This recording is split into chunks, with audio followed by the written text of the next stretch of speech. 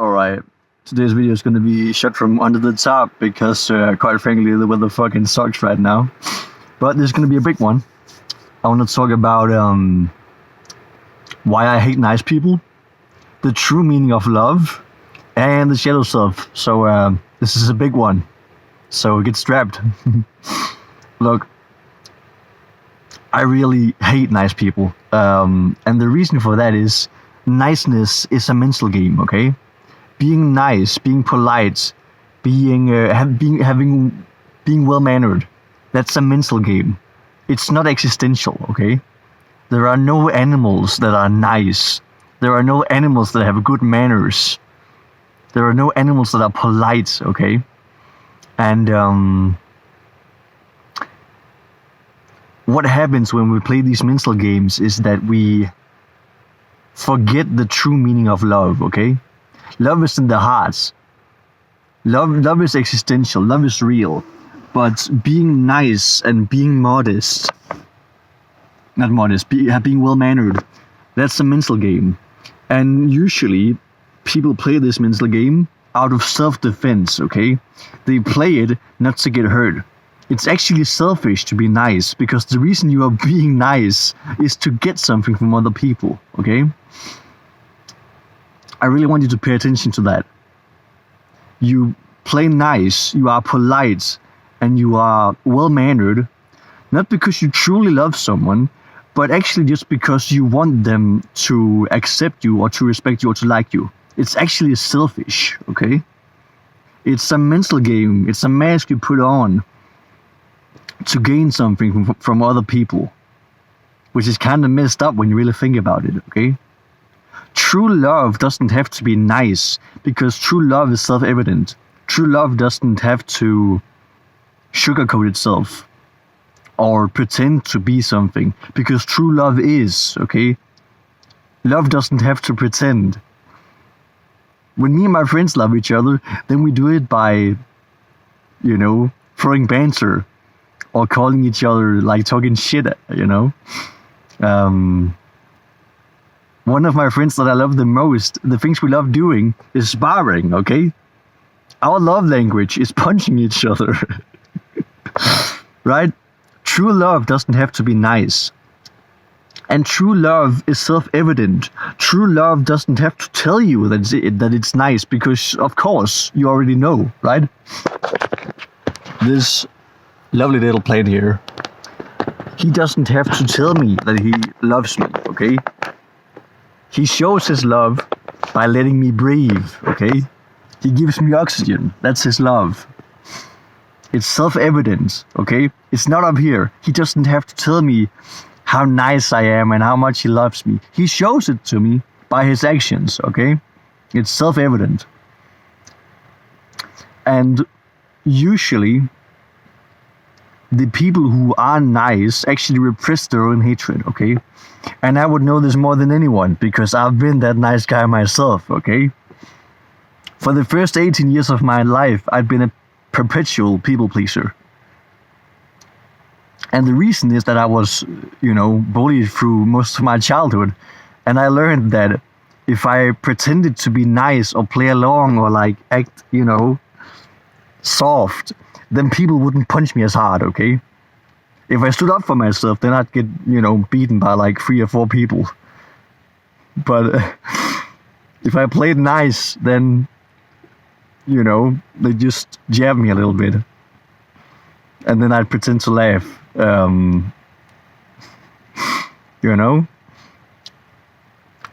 So niceness was a defense mechanism for me. And for most people it is. Because it's a way to make sure that you are safe. To play along with people. If you could stand up for yourself, you wouldn't need to be nice, okay? People who can stand up for themselves don't have to be nice. And usually, the people who are nice, because they can't stand up for themselves, because they can't say what's truly on their mind, they have repressed hatred, okay? You will usually see that it's the people who act nice all the time that actually just like talk shit behind people's backs, okay? And I was that person, believe me.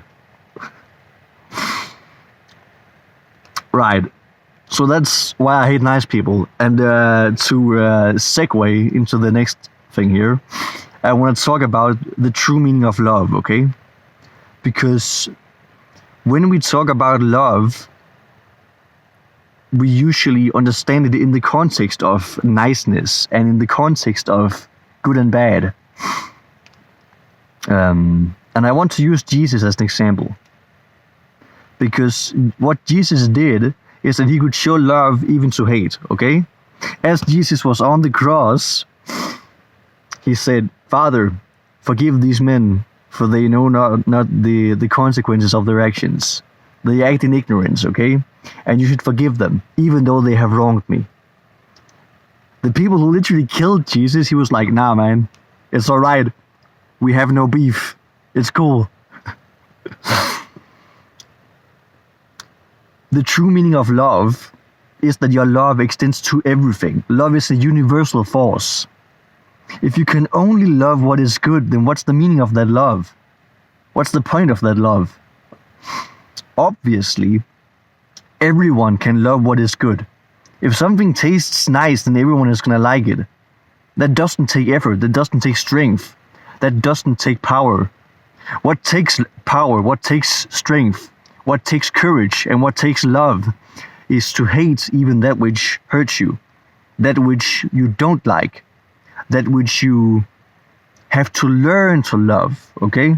Love is a learning process. Love is a process of growth, growing to love things. If you can only love the things that are comfortable, the things that are sugar-coated, the things that are nice and convenient, then what's the point of that love? Then your love is weak, okay?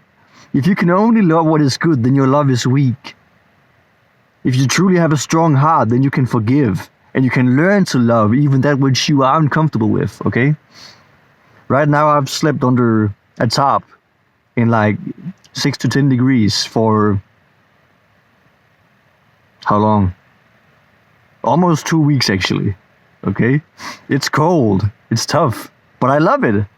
And I've grown to love it because I want to grow and I want to challenge myself, okay? That's the true meaning of love. And the irony is that, I want to preface this with saying that I still think Christianity has a lot of merit, okay? I still think there are a lot of good things to take from Christianity. But as a religion, Christianity has actually come to oppose the original teachings of Jesus, okay? The point of Jesus was that, like, he tried to teach the world unconditional love, that you should forgive your enemies, that you should let people grow. You should forgive them so that they can heal and they can grow. When you judge someone, you condemn them, okay? When you tell someone they're evil, then that's the energy you send them. When you brand someone as evil, then in your mind they are evil and they can't change. You even hold on energetically to the idea that they are bad and that they can't change. The only reason for the world to heal and the world to grow is through forgiveness, right? Because if you judge, when you judge, then you condemn, okay? When you judge people, there is no room for growth. Now, what Christianity has turned into is a religion of judgment, okay? Now, if you do the wrong things, you go to hell. If you do the right things, you go to heaven, okay? Instead of, you know, seeing the world through unconditional love and non-duality as Jesus did, modern Christianity sees the opposite. It sees good and bad. It sees duality. And it judges, okay? That's not love. And the reason that Christianity has turned into this, you might say, twisted version, is because, quite frankly, it has been used since the Middle Ages to control the masses. And that's not something unique to Christianity. That's something that happens historically with, like, pretty much all religions, okay? But I just wanted to get that out there. Because the modern Western worldview of good and bad, of judgment, is based on our cultural understanding of Christianity, okay? which itself is twisted from the original teachings of Jesus. True love has to love even what is bad, because otherwise it can't be true love. Because true love is a universal force, okay? Love is forgiveness. If you can't love what is evil, if you can't love what is tough and uncomfortable, then what is the point of your love? If you just like what is sweet, if you just like what is, nice and comfortable, then your love is weak. Which brings me on to the shadow self, okay? Because with our modern understanding of good and bad, we come to judge what is evil, what is seen as evil and seen as bad, and repress it in ourselves. And that actually means that there are so many parts of ourselves that are dormant, that are hidden away, that are locked away. Which is a damn shame, okay? Because that makes us incomplete people. Reality is both good and bad. The truth is that reality just is. There is no good and bad. Reality, good and bad exists in the mind. For you to be a whole, you must also accept the things about you that you have deemed as bad, or that society has deemed as bad. Because the true meaning of being whole is that you are whole, okay? You have all the colors, okay?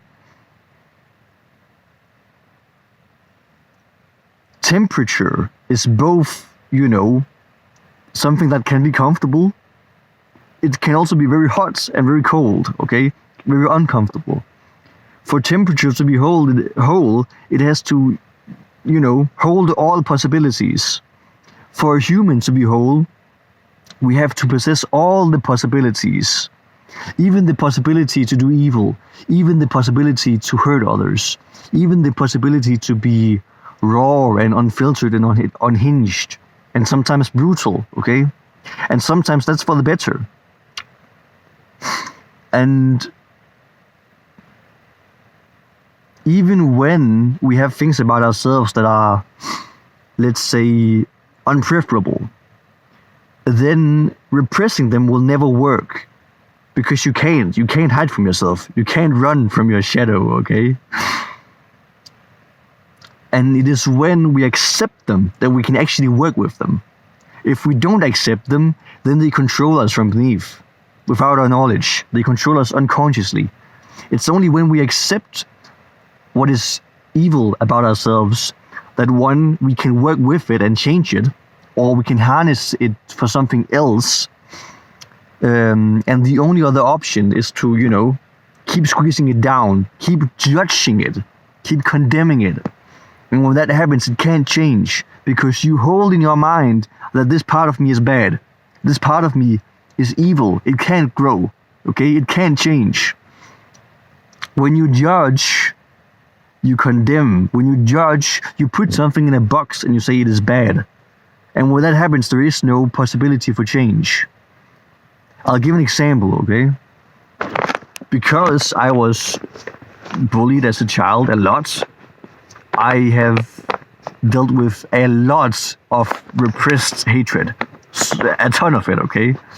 And for the longest time, I wasn't willing to listen to that part of me. And I just continued to be nice and be nice and be nice, okay? Because I wanted to be a good person. I thought that if I accepted my own hatred, that would make me evil. That would turn me into something bad.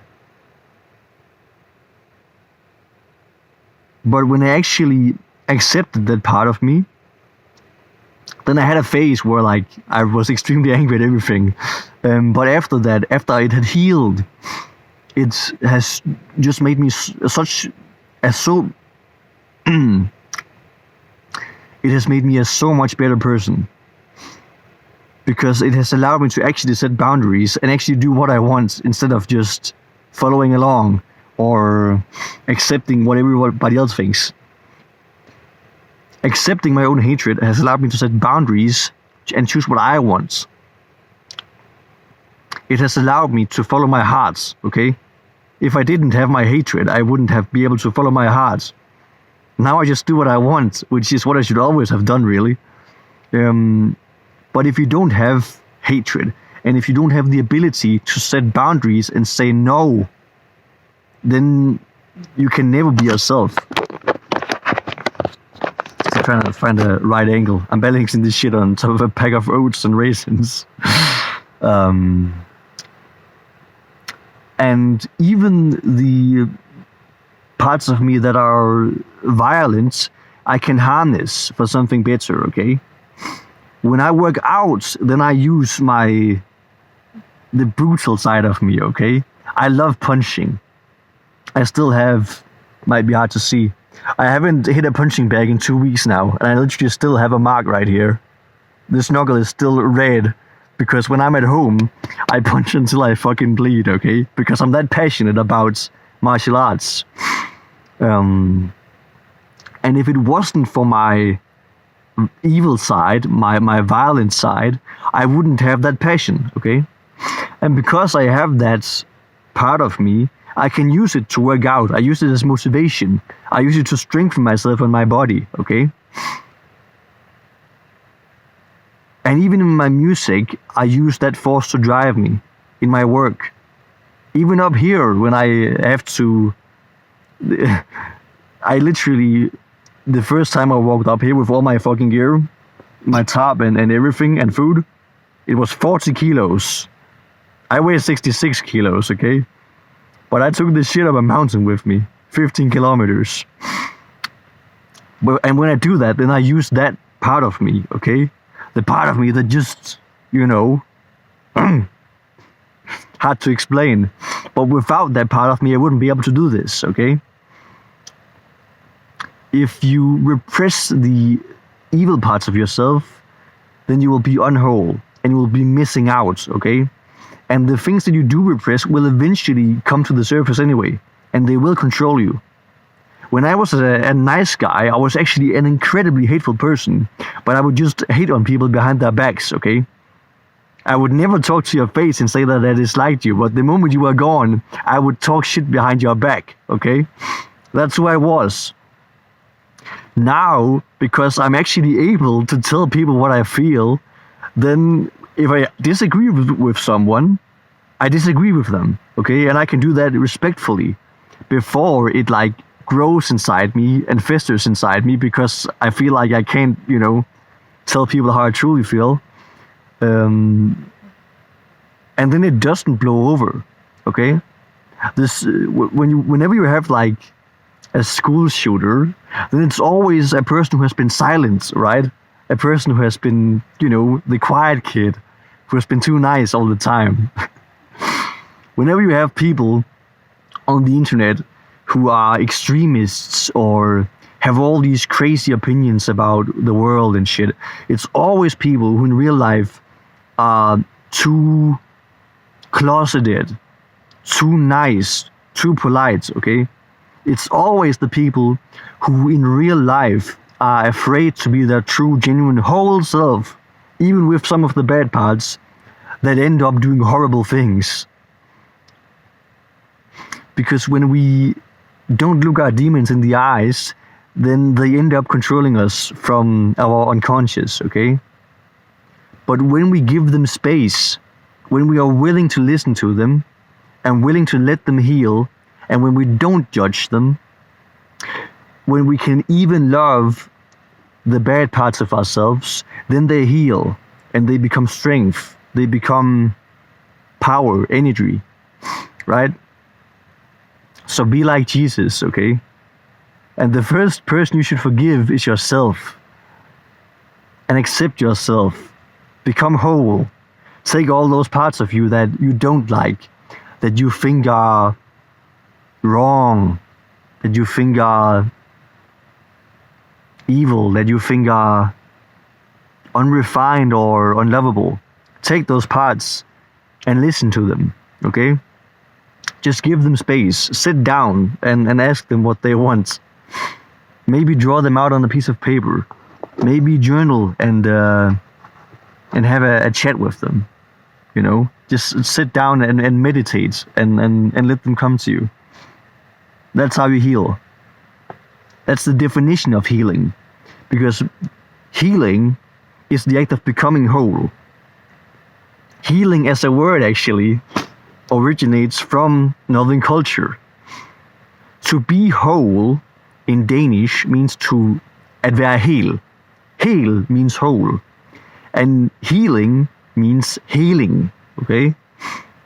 If you had to translate it directly, healing means becoming whole, okay? It means holing.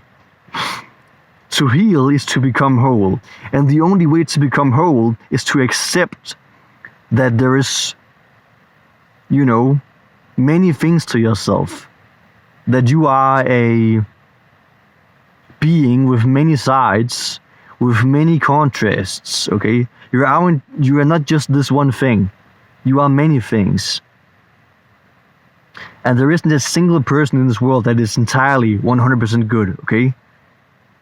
Even yin has a bit of yang. Even yang has a bit of yin. And it's always the people who think they are 100% good or think that they need to be 100% good that end up doing horrible things, okay? It's always the priests, who aren't allowed to get married or have sex that end up, fucking small boys. Not that that's anything to laugh at, but just another example, right? When we repress our shadow self, it ends up controlling us, period. And the only way to get around that and become whole is to accept that there are parts of you that are not entirely good, or at least need to be worked with. I hope this helps you heal. Bless you.